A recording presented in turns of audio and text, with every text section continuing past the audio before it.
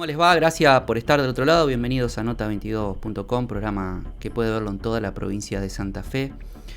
Germán, ¿cómo estás? Maxi, buenas noches, ¿cómo te va? Bueno, felicitaciones. Después al final del programa vamos a hablar de lo que te interesa hablar esta semana, seguramente a vos como hincha del sur acá, del barrio del sur. Vamos a meternos en una entrevista. La verdad que estoy muy preocupado por la educación. Estoy muy preocupado por la provincia de Santa Fe. Realmente, bueno, venimos hablando sistemáticamente en las últimas semanas. Realmente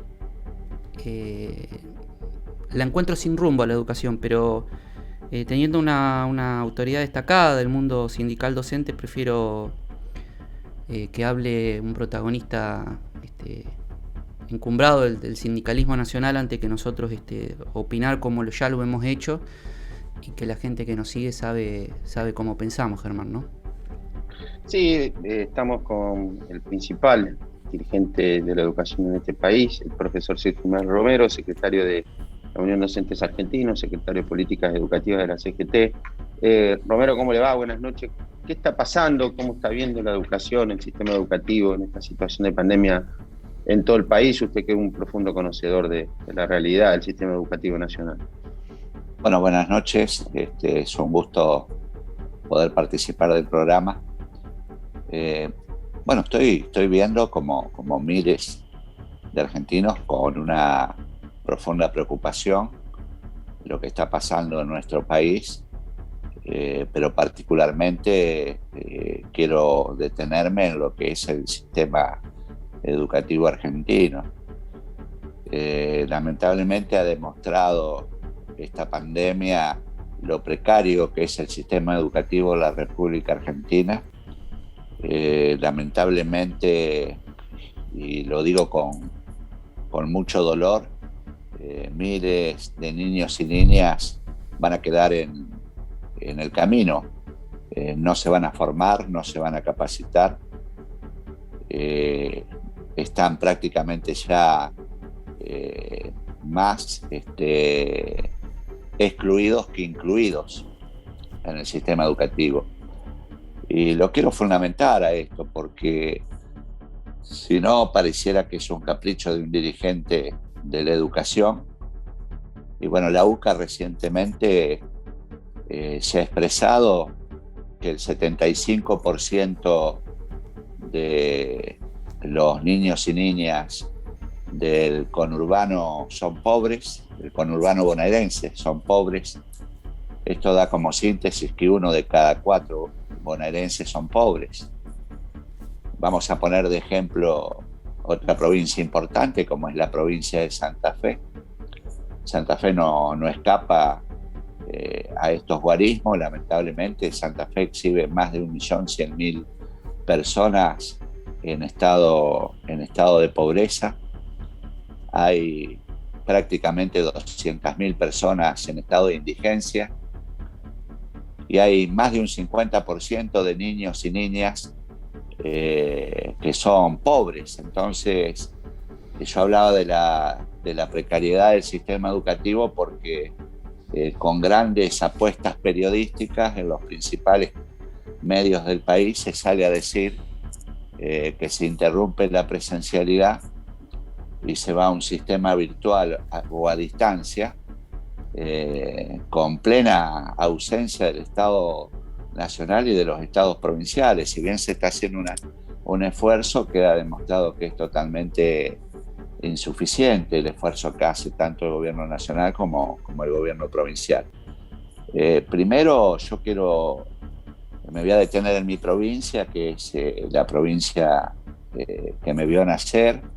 Yo soy docente de esta provincia, de una de las escuelas más importantes de la ciudad capital, y me duele mucho lo que está pasando en el sistema educativo santafesino. Y me quiero dirigir al gobernador de la provincia, que es la máxima expresión política de la provincia de Santa Fe. Y me quiero dirigir de manera constructiva, es decir, no todas las críticas son negativas. A veces uno quiere sumar a través del diálogo, por ahí no encuentra todos los espacios para comunicar y bueno, y aprovechamos los medios de comunicación importantes como para expresarnos con esta profunda preocupación que tenemos. Es decir, yo acuerdo con el gobernador de la provincia que el boleto gratuito es importante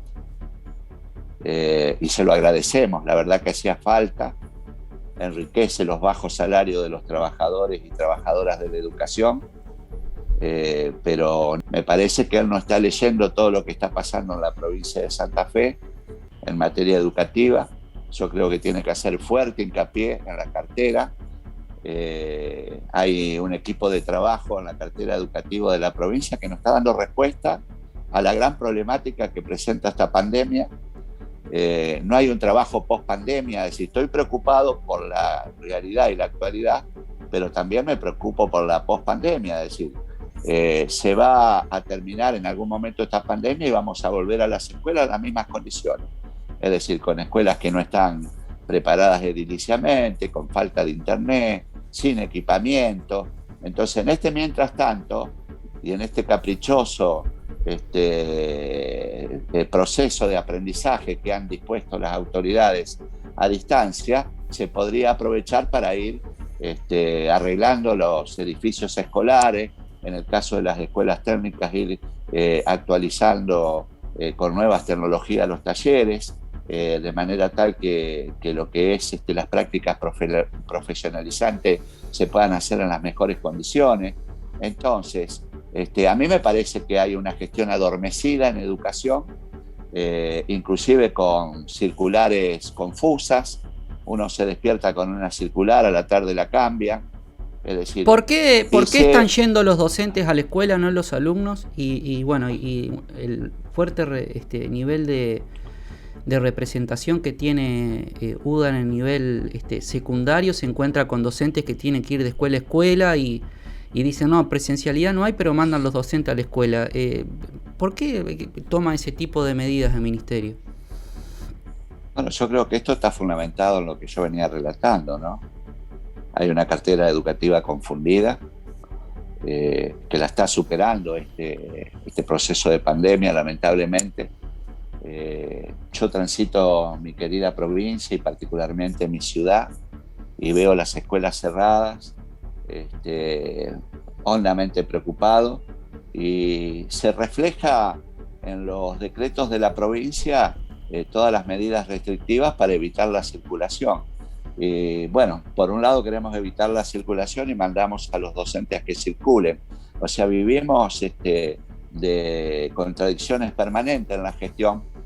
Entonces yo creo que se ha perdido el rumbo, que no se tiene claridad en el sistema educativo y el presente es preocupante, pero más me preocupa el futuro de la educación. Me preocupa porque tampoco, repito, veo un plan post pandemia. Yo veo que la mayoría de los chicos, por las cifras que yo le daba, están desescolarizados. Acá, la ciudad de Santa Fe, si nos vamos un poquito al norte, ahí, y digo un poquito, quiero usar este diminutivo, porque te vas a encontrar con escuelas que ya no están conectadas, decididamente no tienen internet. Entonces, ¿cómo podés hacer una circular diciendo vamos a seguir con el proceso a distancia, vamos a preparar y capacitar alumnos a distancia? Pero el funcionario que está diciendo eso o lo está haciendo para tapar el sol con las manos o no conoce la realidad de lo que pasa en la provincia. Es decir, ¿de qué distancia, trabajo a distancia, de qué virtualidad me habla? Es toda una mentira. Santa Fe tiene prácticamente 1/3 de todo el colectivo de alumnos desconectados. Hay algo que me preocupa y que lo plasmamos en este espacio periodístico. Hemos hablado con distintas autoridades encumbradas del oficialismo y la oposición.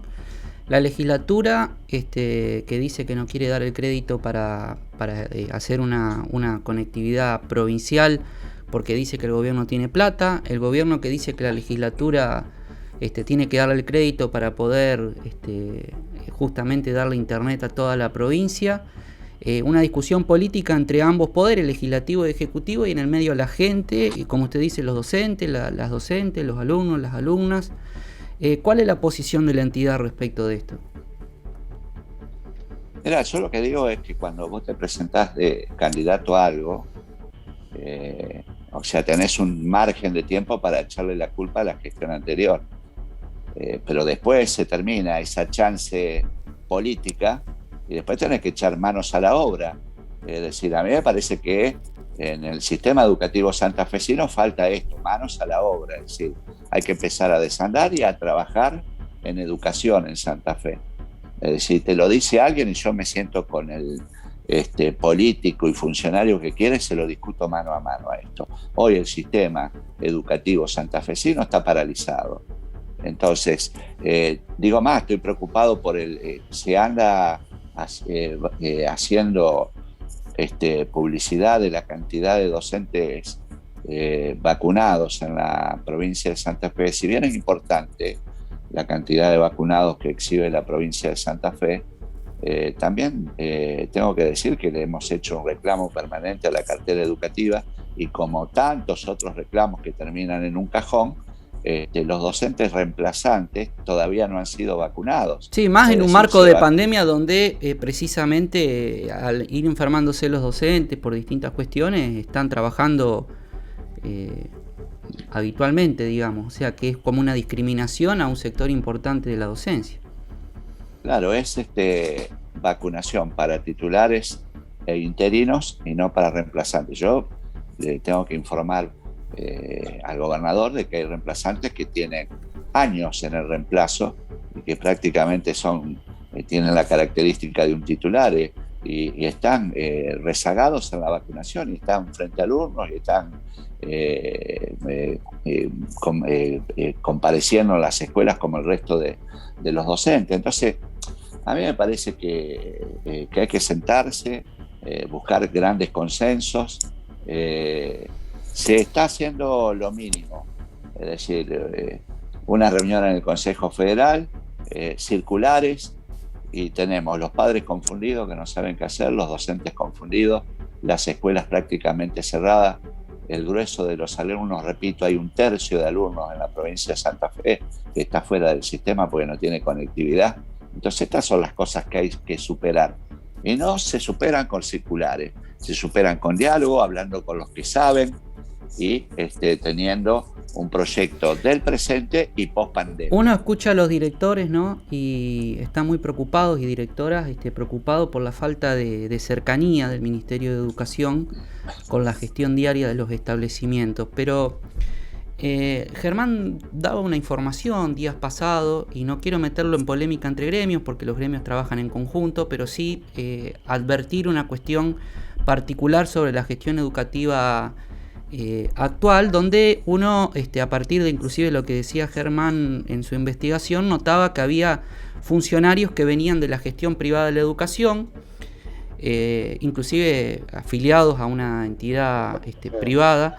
Insisto, esto no es para meterte a en polémica con otras entidades, pero sí da un perfil del Ministerio de Educación donde generalmente, y esto me hago cargo, el Partido Justicialista ha tendido siempre a con la justicia social a fortalecer la educación de gestión estatal y no tener un perfil de desarrollar las actividades de la gestión privada sin discriminarlas, ¿no? Por supuesto, porque son una parte importante de la educación.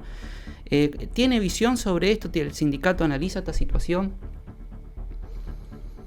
Mira, toda la educación es importante, la educación pública. La pública de gestión estatal y la pública de gestión privada. Todas son importantes. Ahora, yo siempre me paro en la realidad. Es decir, si te digo, Santa Fe no está funcionando como sistema educativo integral, te estoy dando los grados de pobreza que tiene Santa Fe, la cantidad de gente que está desconectada. O sea, me baso en fundamentos siempre. Y bueno, y también quiero fundamentar por qué hay que hacer el esfuerzo en la educación pública de gestión estatal. En el país representa un 75% de educación pública de gestión estatal. Y en la provincia de Santa Fe debe estar representando un 7, un 8%. Entonces, lo que voy es que hay que atender a todo, pero hay que atenderlo a la medida de lo que cada uno representa. Eso es lo que yo opino. Digamos, a veces lo hablamos con Germán, ¿no? Y lo que nos da la sensación de que el contexto social actual obliga a la política a acercarse más a la necesidad de la gente y dejarse de peleas coyunturales, inclusive ya en pos de vista a los cambios legislativos que se vienen. Está un poco alejada por ahí la política de lo que está necesitando la gente, ¿no? Mirá, yo no la veo alejada, la veo prácticamente demasiado y excesivamente distante. Distante, alejada es cuando uno es profeso, busca distanciarse. Yo no creo que nadie se quiera distanciar de la educación y de la gente desprofeso. Yo creo que hay un distanciamiento que necesita de acercamiento. Hay un distanciamiento muy marcado. Hay que hablar mucho con los trabajadores y trabajadoras de la educación. Hemos hecho un gran esfuerzo en épocas de pandemia que todavía no ha sido debidamente reconocido. Un esfuerzo magnífico junto a los trabajadores de la salud y a los trabajadores de la seguridad. Y nos tenemos que sentar a discutir negociaciones paritarias que después a los pocos días observamos como de manera casi yo diría intempestuosa hay otros sectores públicos que se aumentan un 40% cuando nosotros tenemos que estar peleando permanentemente para salir de la línea de pobreza. Entonces me parece que todavía en la Argentina, más allá de las expresiones que tienen algunos funcionarios, todavía en la Argentina la educación no es política de Estado. Sigue siendo observada a la distancia como una cuestión importante, pero no como una cuestión de política concreta. Falta una fuerte intervención. Sí tengo que hacer algunos reconocimientos, porque si no pareciera que todo es queja. Argentina necesita de inversión, es decir, nada se mejora y se cambia si no hay inversión. Pues si yo pido mejor infraestructura escolar, mejores salarios, conectividad, hay que invertir. Lo que tengo que decir, tengo que hacer un gran reconocimiento, hay algunas medidas que ha tomado el gobierno nacional que han sido totalmente acertadas. Una es mejorar y en mucho el presupuesto educativo. Entonces ahora, si ese presupuesto no se subejecuta y va a parar a las necesidades que tiene el sistema, yo creo que esto hay que ponerlo en valor, esto es muy importante.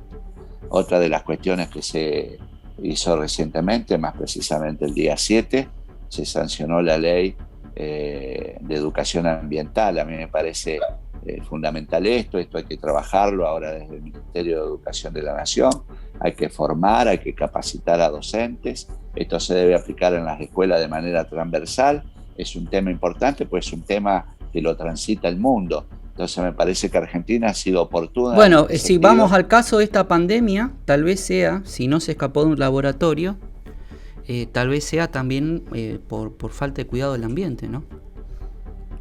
Claro, es Germán. probable, sí, uno se ha dicho tanto sobre esto que es probable que sea un problema de las cuestiones. Sí. Germán. Profesor, usted hablaba de una situación de extrema pobreza, de las condiciones edilicias, de los bajos salarios de los docentes, y en el medio esta pandemia. ¿Qué se vislumbra? ¿Qué es lo que se avisora como en un futuro inmediato en relación al sistema educativo nacional?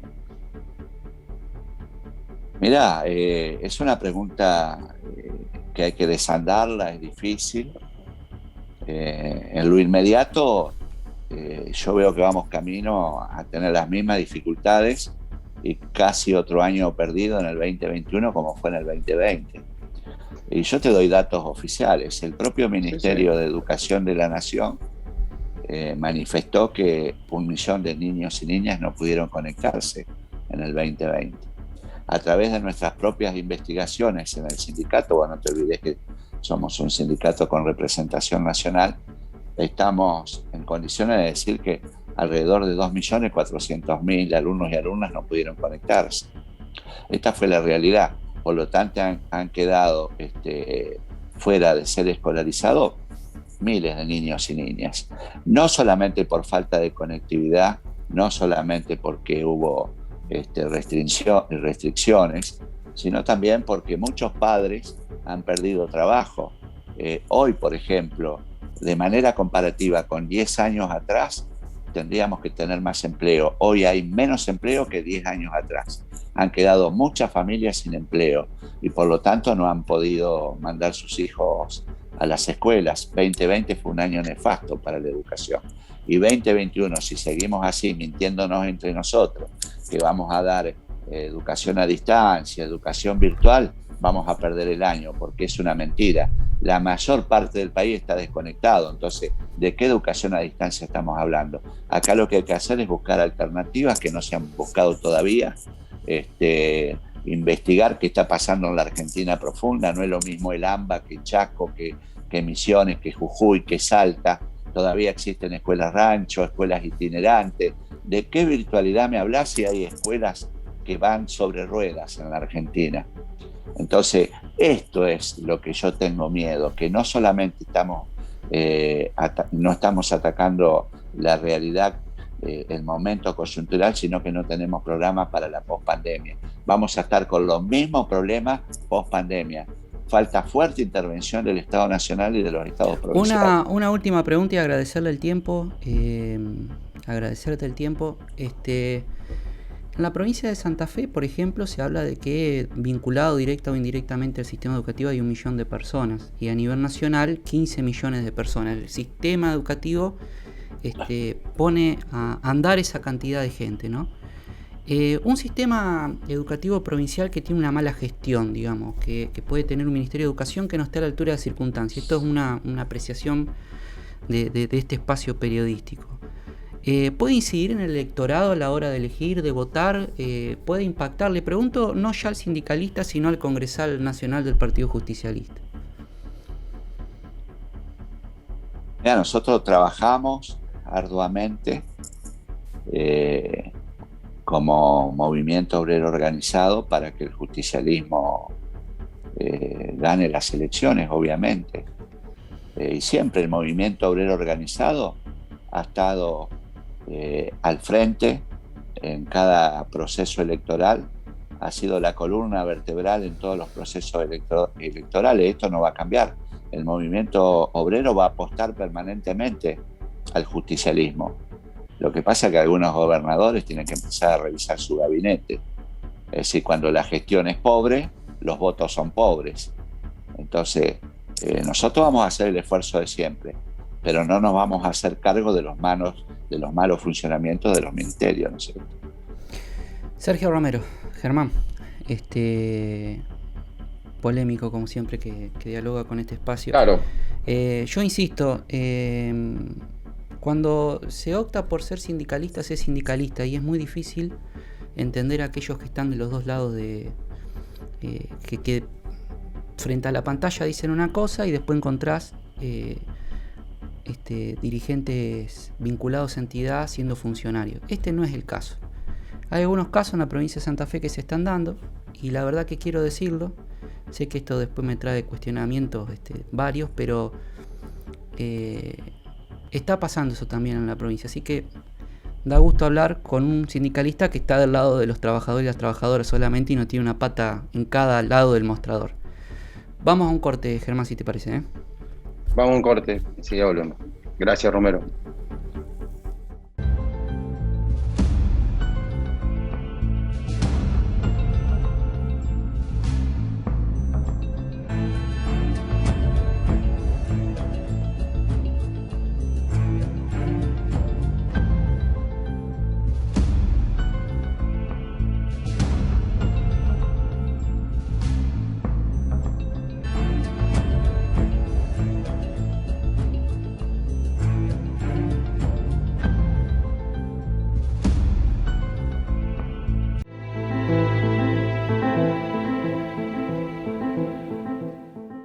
Nota22.com. Información.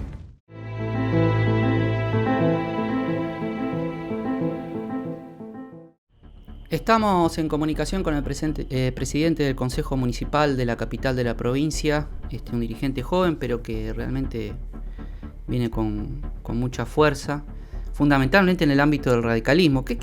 Gracias por atendernos, concejal. ¿Qué está pasando con el radicalismo en estos últimos tiempos? Han tomado muchas decisiones, tal vez en el marco también, ¿no?, del fallecimiento del ex gobernador Miguel Lifchi, ¿no? Y eso incidió naturalmente en la política provincial.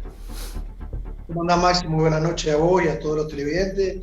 Sí, sin duda que el radicalismo está tomando decisiones últimamente, a veces decisiones que para el que es observador de afuera realmente lo mira como extrañado, porque acá recordemos que hay una pertenencia al radicalismo.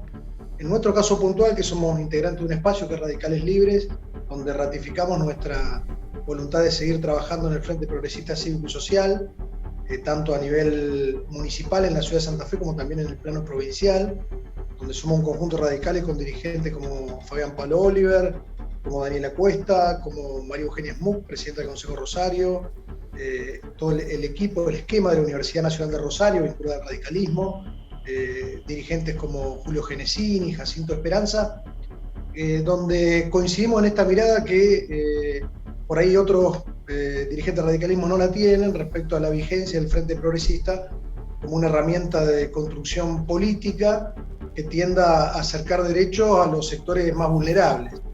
Y en eso hay otras miradas de radicales que entienden que el camino a seguir es el de Juntos para el Cambio.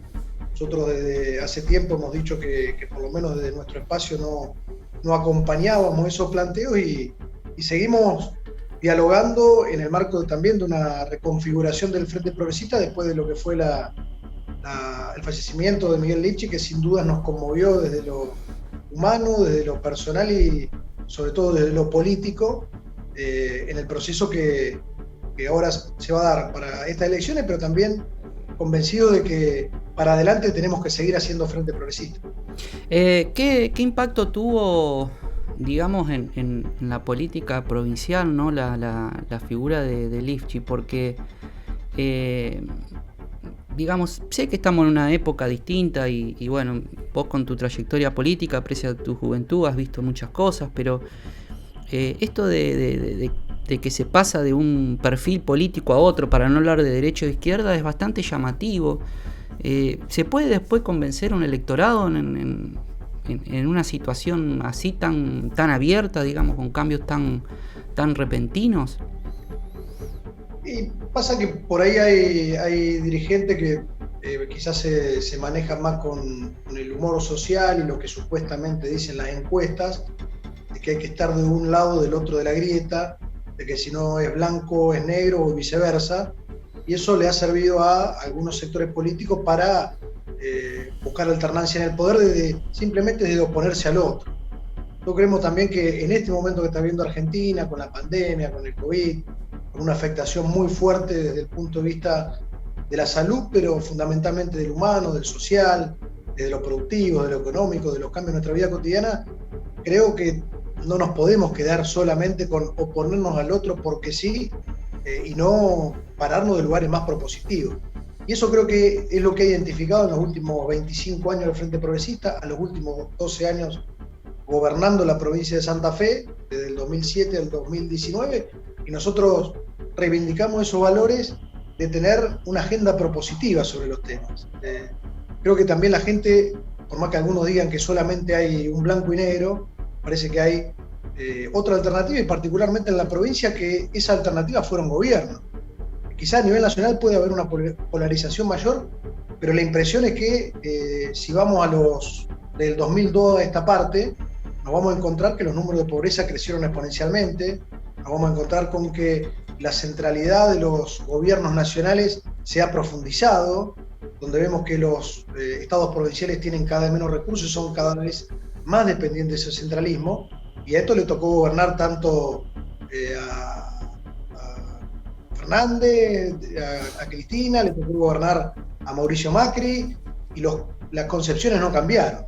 Por eso creo que el desafío del Frente Progresista, con espacios que también hoy tienen mucha territorialidad y con referencias claramente en Emilio Jatón, en Pablo Hapkin en Rosario, a los esquemas como el nuestro, que es Radicales Libres, a lo que pueden aportar los otros partidos políticos y al anclaje que también hay en la legislatura provincial. Me parece que esos son, o por lo menos el espacio en el cual nosotros nos sentimos cómodos y tranquilos de que lo que expresamos en los últimos 12 años de gobierno del Frente Progresista lo podemos seguir ratificando en el proceso que viene. ¿Hay alguna especie de posibilidad de que se haga política con la vacunación? ¿Sabes por qué te pregunto? Porque lo vemos en medios nacionales, esto no es un tema local que solamente se pueda estar hablando. ¿Pensás que va a incidir la vacunación en un proceso electoral? Que hablo un poco de política porque la verdad que hemos dialogado contigo y con muchos dirigentes sobre lo que está pasando de la pandemia, y la verdad que es realmente está quebrado el tejido social, es mi opinión, y este año se vota y la democracia sigue viviendo gracias al esfuerzo que hacemos todos los argentinos. Y estas son cosas que aparecen en medio de una pandemia. Hay una cuestión vinculada a la vacunación. ¿Cuál es tu visión con respecto a todo este tema? Yo creo que sería ya trágico para nuestro país pensar en que algunos o algunas sigan haciendo política barata con el tema de la vacunación. Uh-huh. Por un lado o del otro, digo, porque en Argentina parece que cualquier situación vale para profundizar la grieta. Y en esto me parece que no, por lo menos del Frente Progresista no fuimos ni antivacunas, ni anticuarentenas, digo, por una mirada de responsabilidad sobre el rol que debe tener el Estado, los distintos niveles del Estado en la cuestión sanitaria, sí criticando cuando nos parecía que correspondía respecto a las ayudas económicas, donde entendíamos que también el gobierno provincial y el gobierno nacional tenían que hacer un esfuerzo mucho mayor que los estados locales, porque es una cuestión de caja y de posibilidades de recursos económicos que tiene cada uno. Y hoy también enfocados en exigir que la vacunación vaya lo más rápido posible, porque sí es importante que la gente se vacune. Tampoco creo que por ahí el que piensa que puede manipular claro, a la gente para llevarlo contra la vacuna o en favor de la vacuna, me parece que no ve el calvario que estamos viviendo a nivel mundial, pero particularmente en Argentina, donde está claro que cada persona que sea inoculada va a tener mucha más tranquilidad sobre su vida cotidiana, pero no, realmente creo que el piso que hoy podemos exigirle al gobierno nacional es que en un par de meses, en 2 o 3 meses, estemos todos los argentinos, Argentina vacunada y que recuperemos algo de la normalidad que teníamos previo al COVID-19. Hay una cuestión que la pandemia puso en movimiento, el tema del escenario digital. Y realmente esto ha obligado a los gobiernos en todos los niveles a trabajar sobre lo que es la internet, poder colgarse a la web, la conectividad. Y también ha abierto la puerta a nuevos delitos y tal vez un poco complejos. Venís preocupado, ¿no?, por lo que son lo que se llama ciberestafa o estafas en lo que tiene que ver el mundo digital, ¿no? Venimos trabajando ya desde hace un tiempo. El año pasado habíamos iniciado un proceso de diálogos online coordinado con Soledad Martínez, que es una licenciada que trabaja en el Ministerio de Seguridad, que hace tiempo viene trabajando justamente en lo que tiene que ver con las oportunidades que dan los medios digitales y las nuevas tecnologías, pero también los riesgos que traen. En ese sentido, ha coordinado distintas actividades que las llevamos adelante del Consejo Municipal, que nos han permitido estar con expositores de distintos lugares de Latinoamérica, donde realmente nos traen justamente ver qué herramientas de prevención podemos tener al momento de interactuar. Por ejemplo, hoy en Santa Fe está dando vuelta la billetera virtual. Uno de los últimos temas que se tocó fue ese, y cómo cuidar los datos personales, en qué lugares por ahí uno que piensa que no se está exponiendo y se expone, cuando compartimos muchas cosas por redes sociales donde damos cuenta de un montón de información, desde lugares, barrios donde vivimos, zonas, bueno, determinadas cuestiones de prevención que en estas charlas entendemos que hemos hecho algunos aportes en donde la pandemia ha generado también que la gente se vuelque mucho más a los medios digitales para hacer compras, para vincularse con el mercado. Y en esa situación entendemos que hay que brindar cada vez más herramientas porque nadie está exento de poder ser víctima de un delito virtual. ¿Sabés que te reconozco a alguien, en lo personal, te lo he dicho, cercano al vecino y hoy es difícil, ¿no? Porque uno expone su salud y no la propia, porque a veces uno cuando se la juega solo, el tema es cuando está la familia detrás, ¿no? Y la verdad que no sé cuál es tu visión con respecto a cómo se va a poder salir realmente de la pandemia, porque muchos creen que con la vacunación terminaron los problemas y en realidad es como que empiezan nuevos problemas, que es la post-pandemia, que tampoco sabemos cuándo es post, digamos. ¿Cómo estás viendo los próximos meses? Y sobre todo la parte invernal, ¿no? Que creo que es lo más difícil que tenemos, ¿no?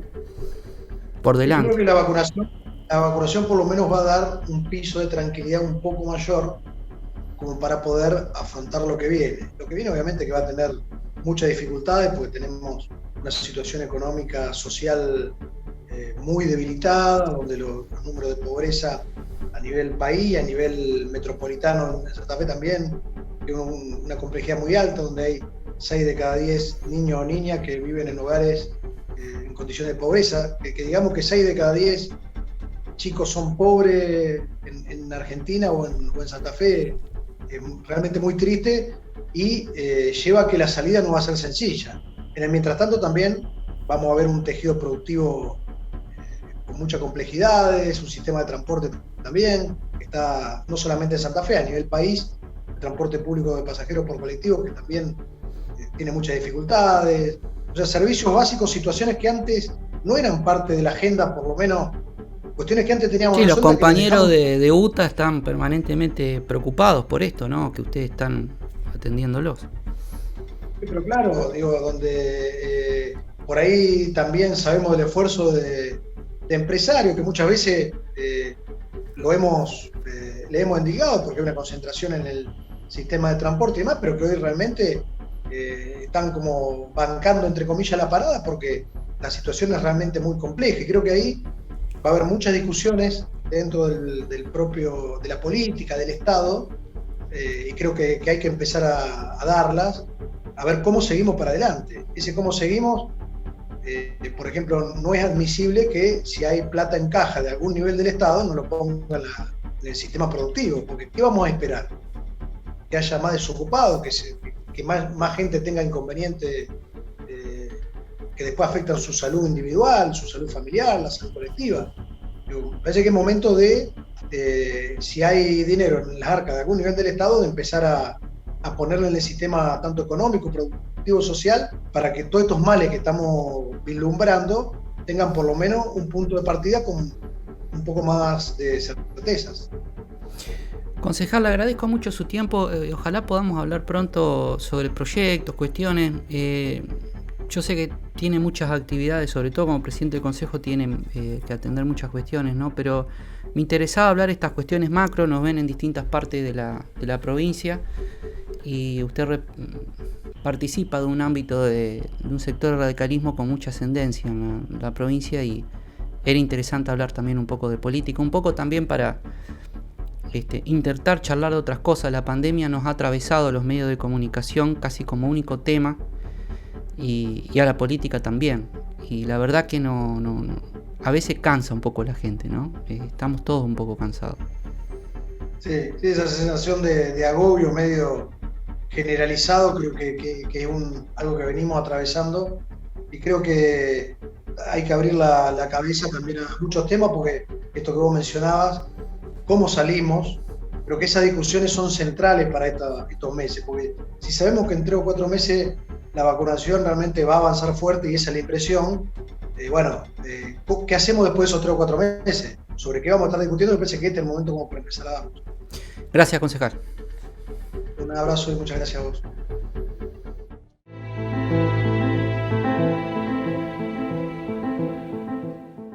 Nota22.com. Información.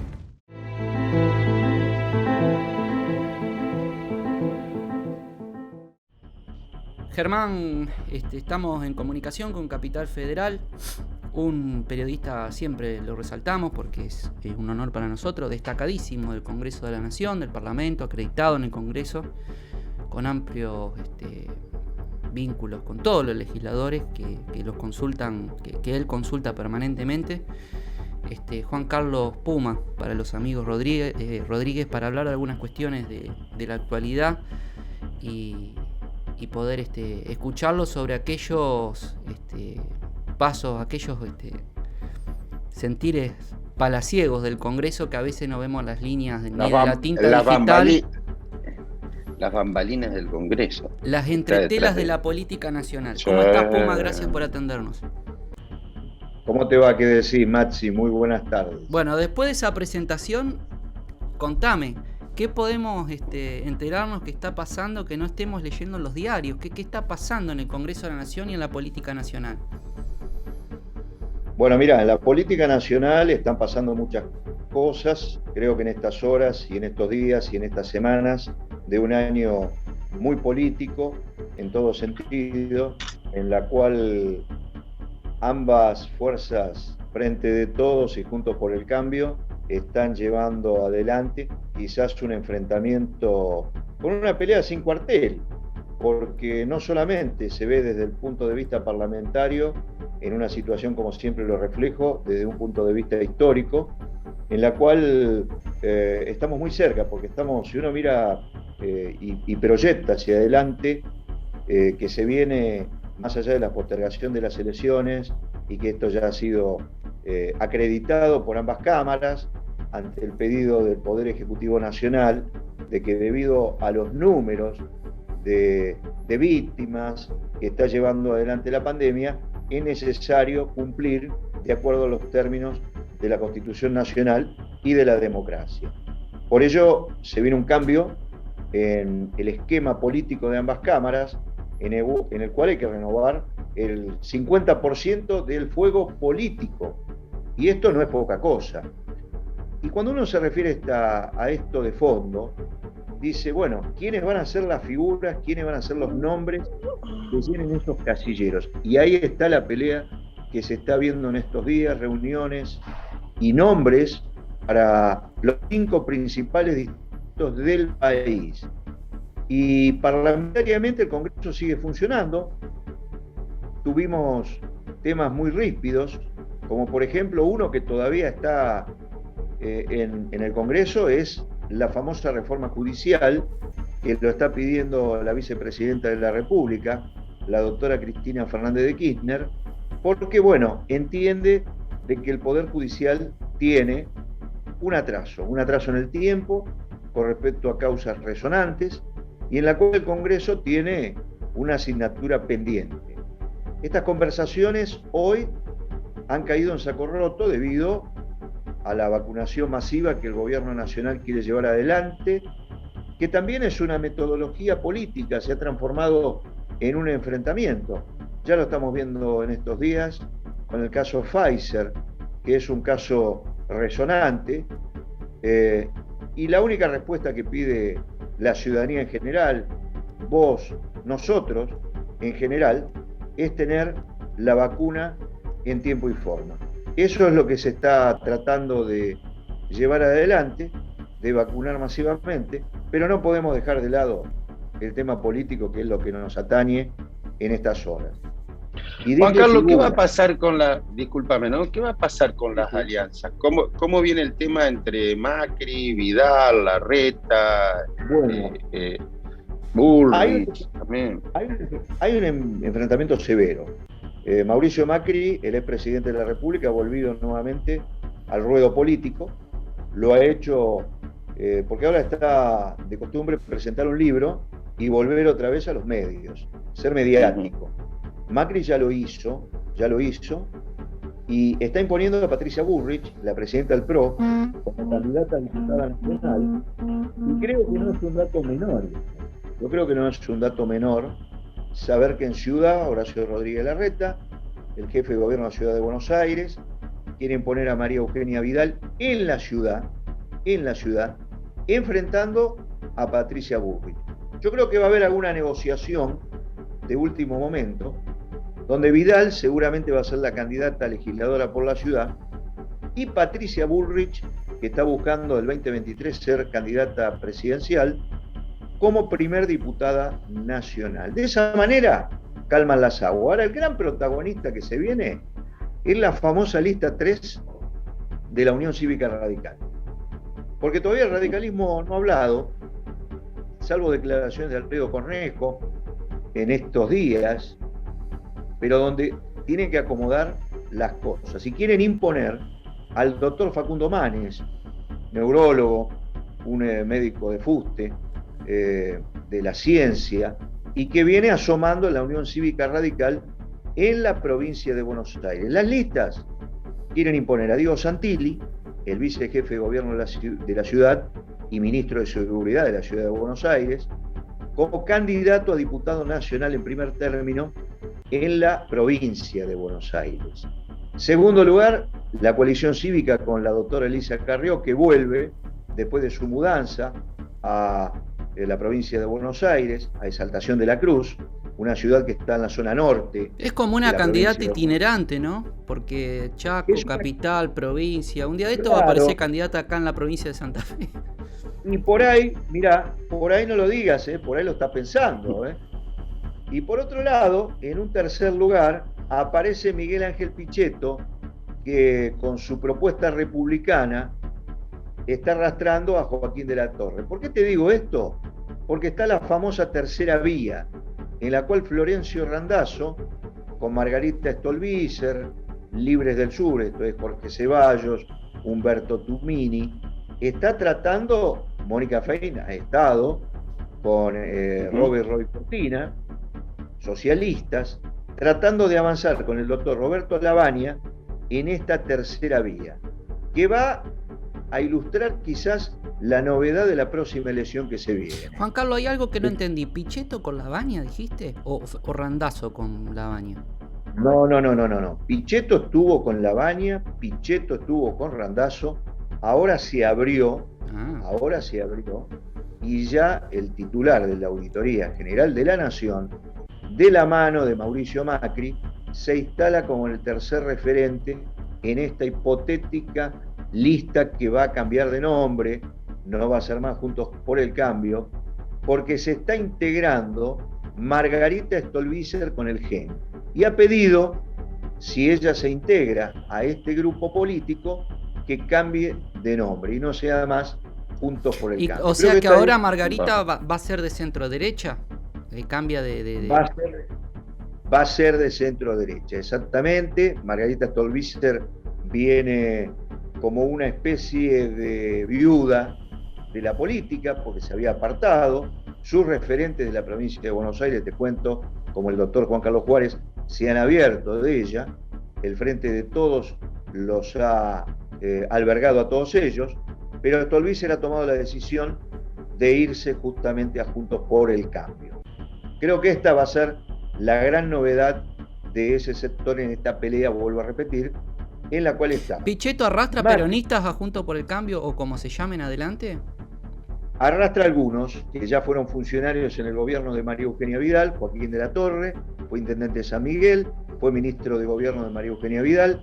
Jesús Cariglino, también, que fue intendente de Malvinas Argentinas. Y de alguna manera, ellos dos aseguran la primera sesión electoral de la provincia de Buenos Aires. Recordemos, primera y tercera son las que en la provincia de Buenos Aires llevan adelante la referencia. Después está la quinta sesión electoral. ¿Cómo le está yendo a Espinosa ahí en La Matanza? Eso es un... Mira, Fernando Espinosa está con mucho silencio, como también está la vicegobernadora Verónica Magario. Recordemos que Matanza es un distrito en la cual desde Juntos por el Cambio están pidiendo la división desde hace mucho tiempo. Hay proyectos en danza justamente de hace mucho tiempo, pero hoy La Matanza, con un dato político, por ejemplo, cuando fue la interna radical de Pose contra Maximiliano Abad, diputado provincial por Mar del Plata, La Matanza, tanto Martín Lustó como Gustavo Pose ganaron el distrito. Por eso te digo, en Matanza las cosas están en silencio, todavía no han dicho nada, ni siquiera tampoco desde Gustavo Menéndez y Fernando Grey. Uno presidente y el otro vicepresidente del Partido Justicialista de la provincia de Buenos Aires. Los intendentes van a tener mucho que ver, muchos no tienen reelección en la provincia de Buenos Aires, creo que este es un dato, porque van a pedir integración en las listas también. Estamos hablando de los 4 primeros, tanto intendentes de Juntos por el Cambio como de Frente de Todos. En Frente de Todos, la gran figura es Sergio Berni. Ya la vicepresidenta de la República, Cristina Fernández de Kirchner, ha pedido que la cabeza de la lista sea o una mujer, hay 3 nombres que son los que están sonando, el de Fernanda Raberta, actual directora ejecutiva de ANSES, una mujer de Mar del Plata, Mayra Mendoza, la intendenta de Quilmes, también con un paso como funcionaria por ANSES y diputada nacional, y Victoria Tolosa, que es la otra, Tolosa Paz, que es otra candidata para un lugar o encabezado. Juan Carlos, ahí, sabés que Germán es además de trabajar en el periodismo, es abogado penalista, y algo que siempre estamos charlando son sobre las actitudes políticas y de gestión de Berni, por lo llamativo y pintoresco que es tal vez verlo actuar, ¿no? Tal vez con una decisión y una forma muy particular. Con una impronta particular. ¿Cuál es la verdadera ascendencia de Berni en la provincia de Buenos Aires? ¿Cuál es realmente el rol que está cumpliendo? Si es más mediático para lo nacional pero se desinfla en provincia. ¿Qué análisis tenés de Berni? Sergio Berni es una figura que fue puesta por Frente de Todos para tratar de neutralizar a Juntos por el Cambio. Esto no cabe ninguna duda.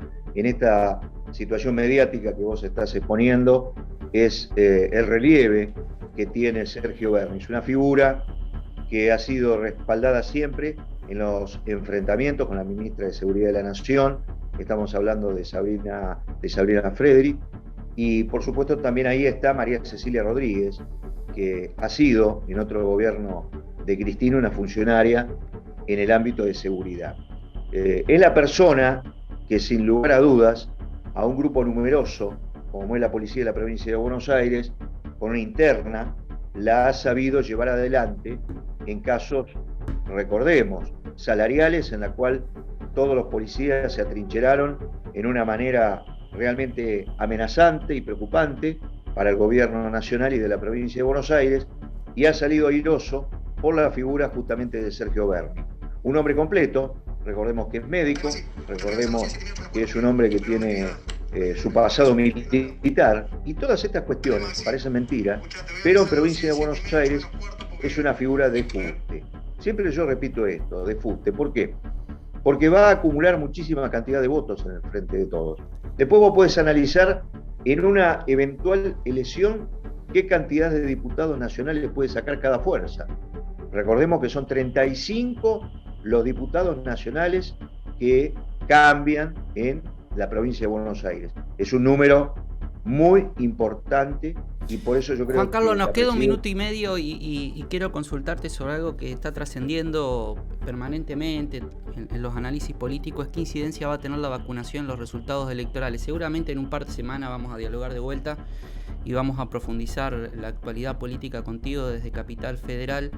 Pero este tema que se está hablando tanto y sobre la llegada de vacunas en julio, agosto, tanto que se habla, si vos lo ves así o si tenés alguna información al respecto.